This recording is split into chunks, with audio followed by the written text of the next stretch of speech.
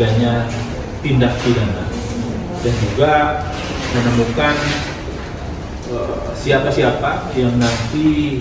tentunya akan dimintai pertanggungjawaban, dan termasuk juga kita mempelajari dokumen-dokumen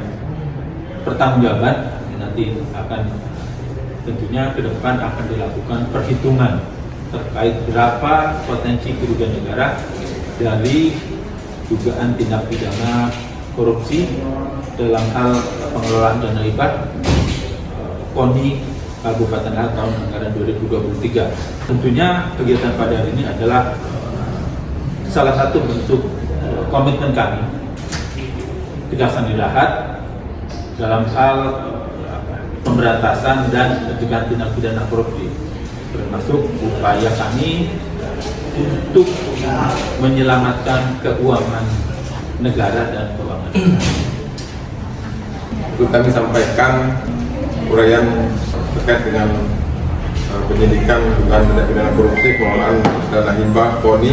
tahun anggaran 2023 oleh Ketua dan Pengurus KONI Kabupaten Lahat, bahwa pada tahun 2023 KONI Kabupaten Lahat menerima hibah berupa uang yang bersumber dari APBD Kabupaten Lahat sebesar 20.461 juta rupiah, yang mana uang tersebut dilakukan 2 tahap, bagaimana dokumen pelaksanaan anggaran HIPA yang ada di tahun 2023.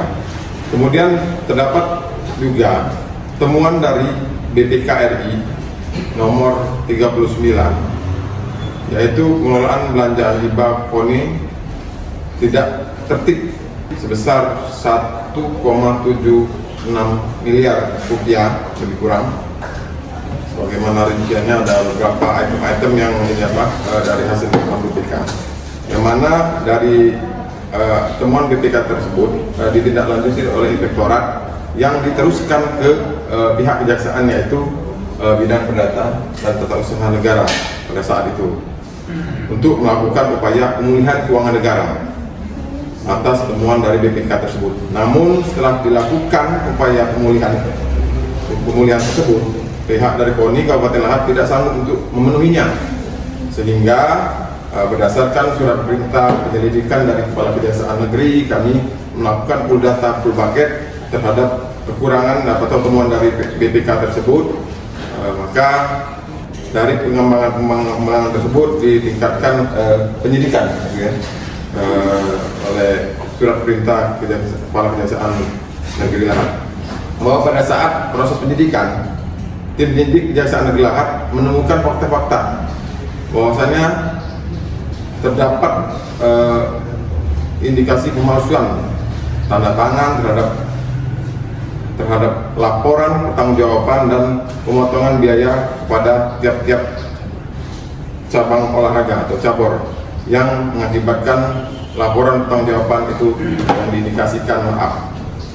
Berdasarkan fakta di atas, terhadap perbuatan tersebut terindikasi terjadinya perbuatan melawan hukum atau penyalahgunaan wewenang yang mengarah ke perbuatan tindak pidana korupsi. Dalam hal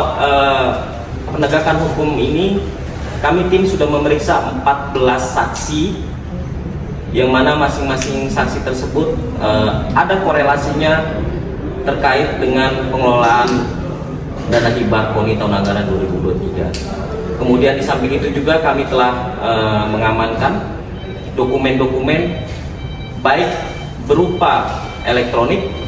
maupun berupa dokumen lembaran-lembaran, sehingga